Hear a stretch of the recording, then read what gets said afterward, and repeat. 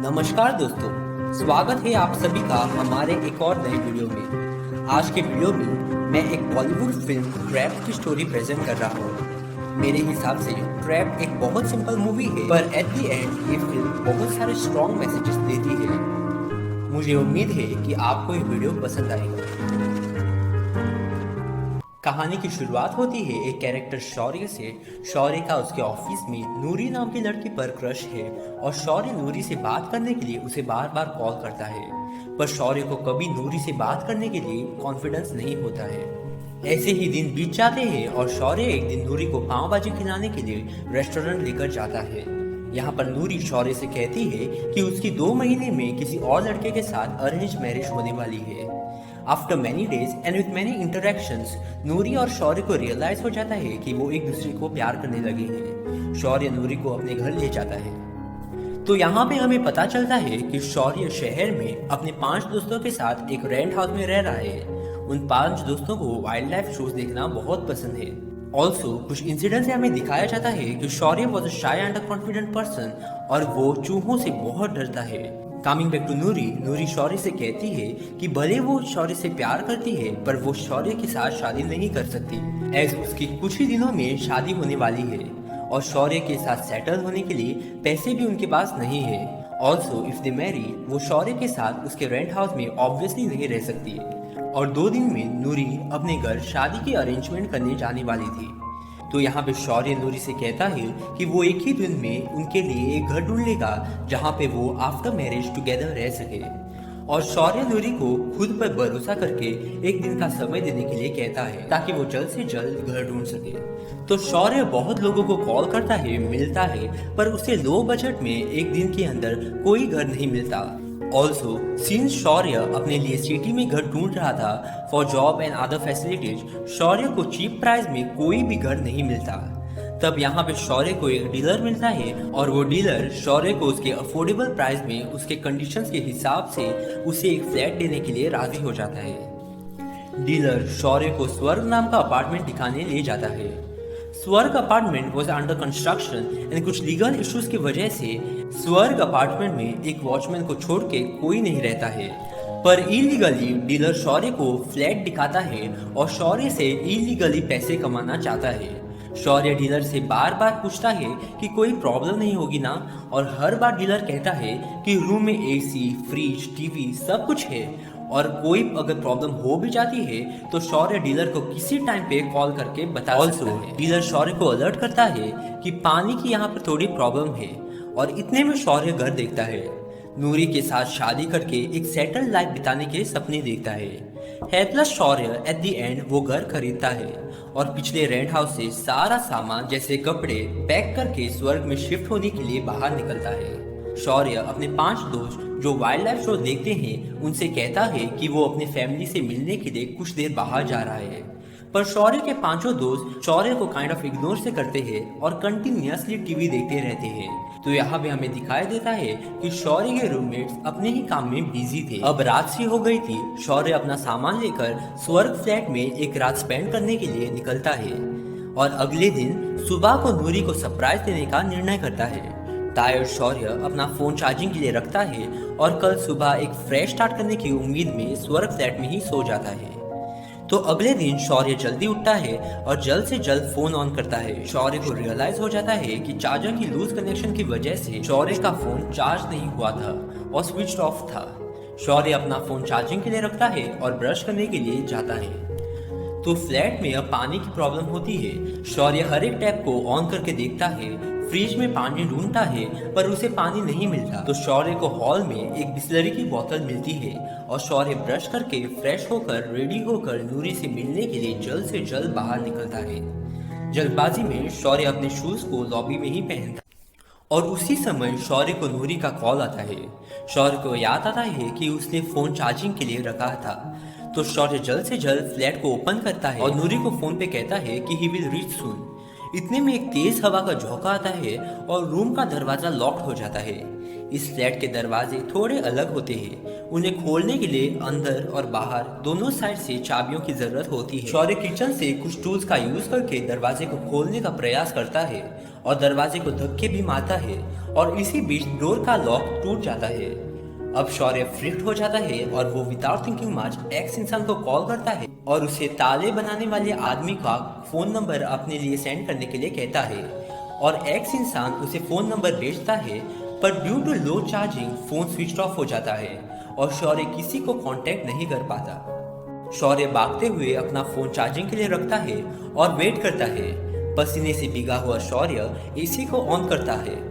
AC के high voltage की वजह से करंट ट्रिप हो जाती है और फोन की चार्जिंग भी रुक जाती है। शौर्य जल्द से जल्द बैल्कनी में जाता है और वॉचमैन हेल्प हेल्प कह के चिल्लाता है और बार बार दरवाजे पर धक्का मारता है। 14th फ्लोर पर अब शौर्य अटक गया था और उसका फोन भी स्विच ऑफ हो गया था। यहाँ पे शौर्य के हाथ पे दरवाजा तोड़ते समय एक घाव हो जाता है और ब्लीडिंग स्टार्ट होती है। शौर्य हैंडकरचीफ का यूज करके अपने घाव को बांध लेता है और बाहर नेबरहुड में दिखाई देने वाले हर एक इंसान को चिल्ला चिल्ला कर पुकारता है।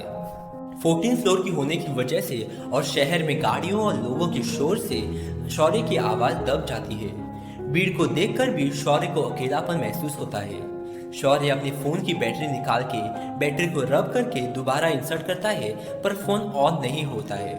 अब अंधेरा हो गया था। चीखते चीखते शौर्य का गला सूख गया था और फाइनली शौर्य एक्सेप्ट करता है कि वो खाली फ्लैट के 14th फ्लोर में बिना फोन और इलेक्ट्रिसिटी के ट्रैप्ड हो चुका है।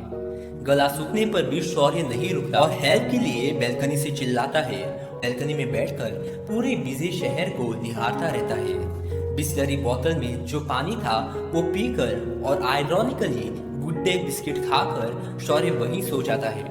अगले दिन उठकर शौर्य फिर से सारी चीजें दोबारा ट्राई करता है।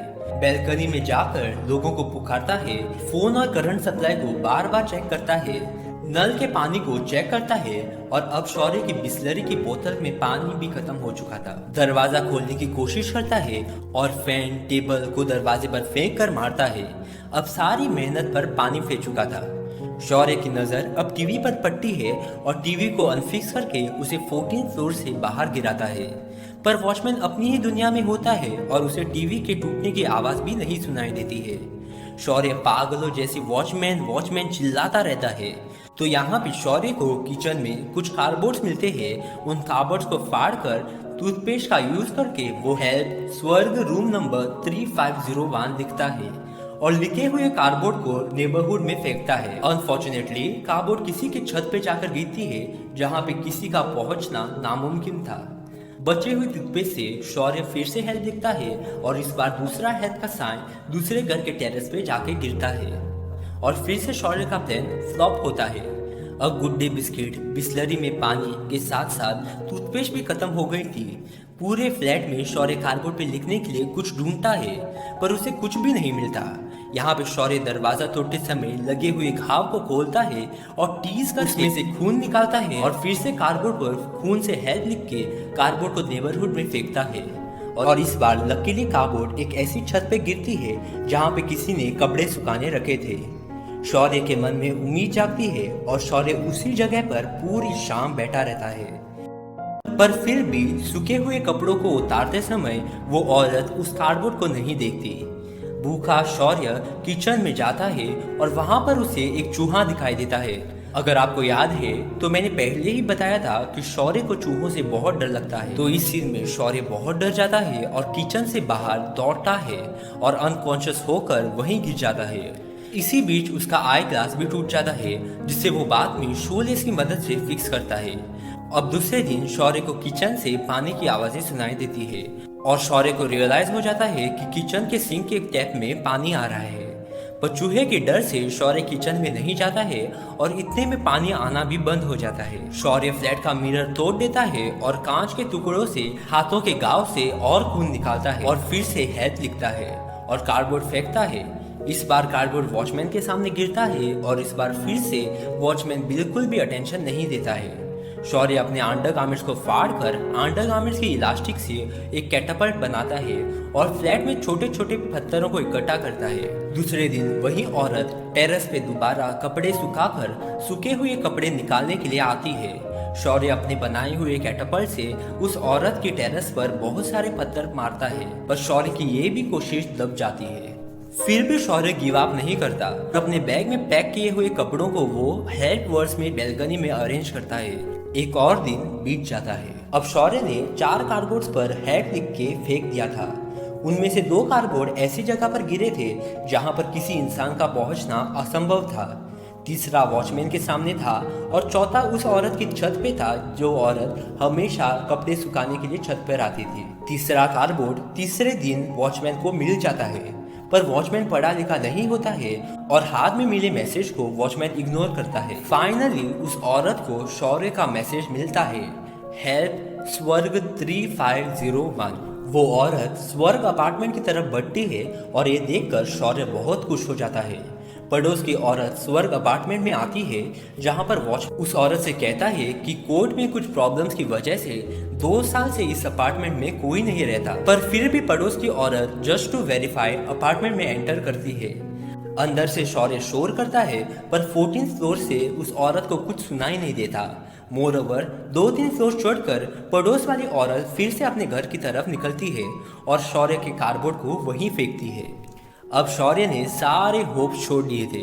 कपड़ों की मदद से शौर्य ने बैल्कनी में जो हेल्थ लिखा था शौर्य उसे जला देता है और पागलों जैसे बॉनफायर वाली फील्ड इकट्ठा करके नाचता है।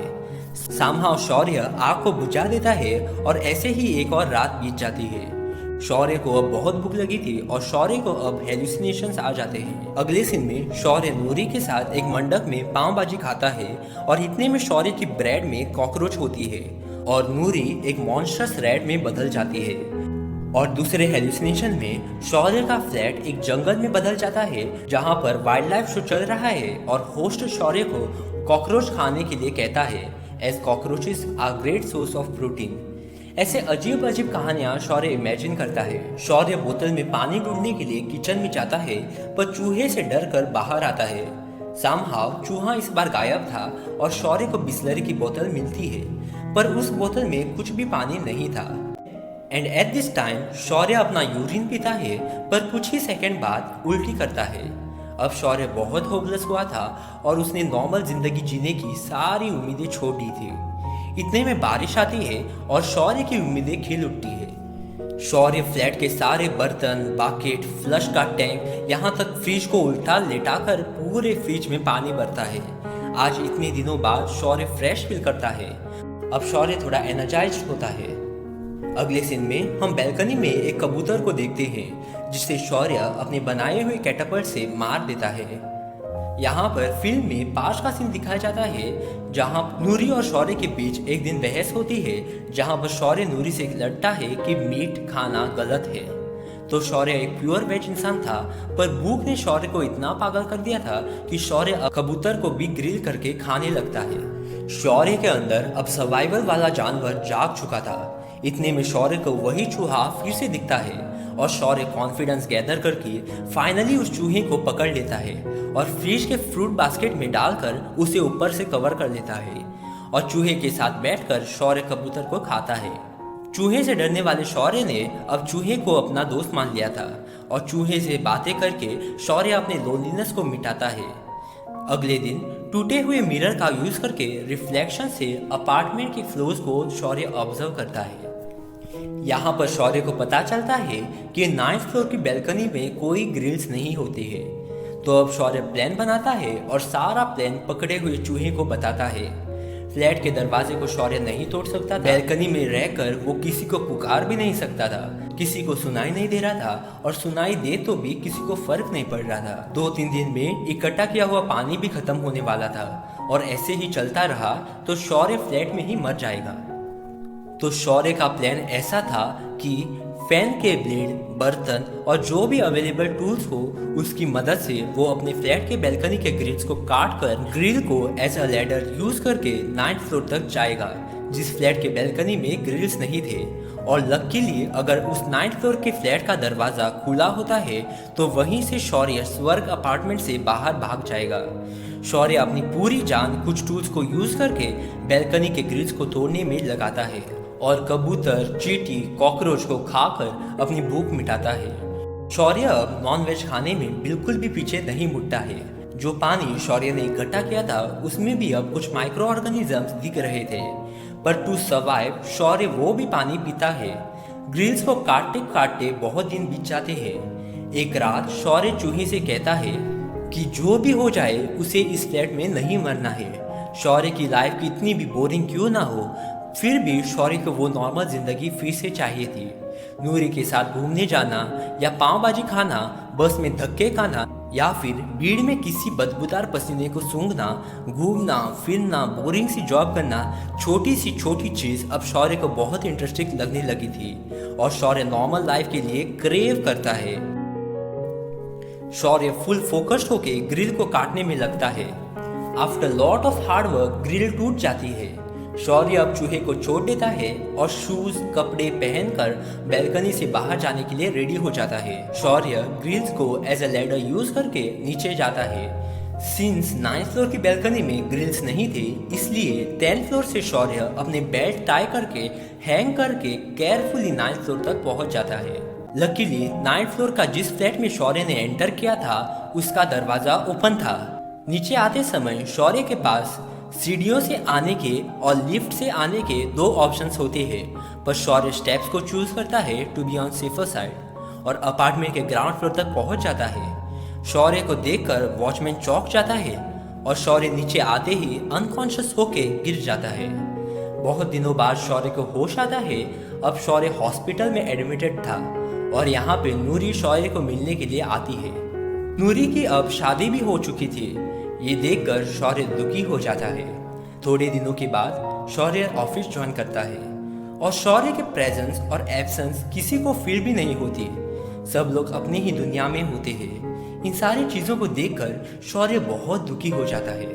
फिजिकल ट्रैप से बाहर निकलने के बाद शौर्य अपने मन में एक साइकोलॉजिकल ट्रैप बनाता है, जिसमें वो अपने कलीग्स, फ्रेंड्स और नूरी से एक्सपेक्टेशंस की वजह से फंस जाता है।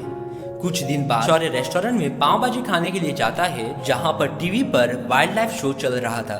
ये शो देखकर शौर्य के चेहरे पर मुस्कान आ जाती है और शौर्य साइकोलॉजिकल ट्रैप से भी आज़ाद होकर अपने एक्सपेक्टेशंस को भूलकर जिंदगी की छोटी छोटी चीज़ों में खुश और ग्रेटफुल रहना सीखता है और फिल्म यहीं पर ख़त्म हो जाती है। एज आई सेड, ये फिल्म बहुत सिंपल है, पर इस फिल्म से हमें बहुत सारे मैसेजेस मिलते हैं। पहली बात तो फिल्म सर्वाइवल इंस्टिंक्ट्स को जगाती है। मतलब जिस भी ट्रैप में हम फंसे हैं, साइकोलॉजिकल या फिजिकल, उस ट्रैप से बाहर निकलने की फीलिंग्स इस फिल्म में खूबसूरती से दिखाई है। वो कहते हैं ना, सावधानी हटी दुर्घटना घटी। वैसे ही फिल्म अपने लिए और किसी और के लिए अलर्ट रहना कितना ज़रूरी है, इस बात का संदेशा देती है। अपने लिए अलर्ट क्योंकि शौर्य जल्दबाजी नहीं करता, तब शौर्य फ्लैट में कभी नहीं फंसता।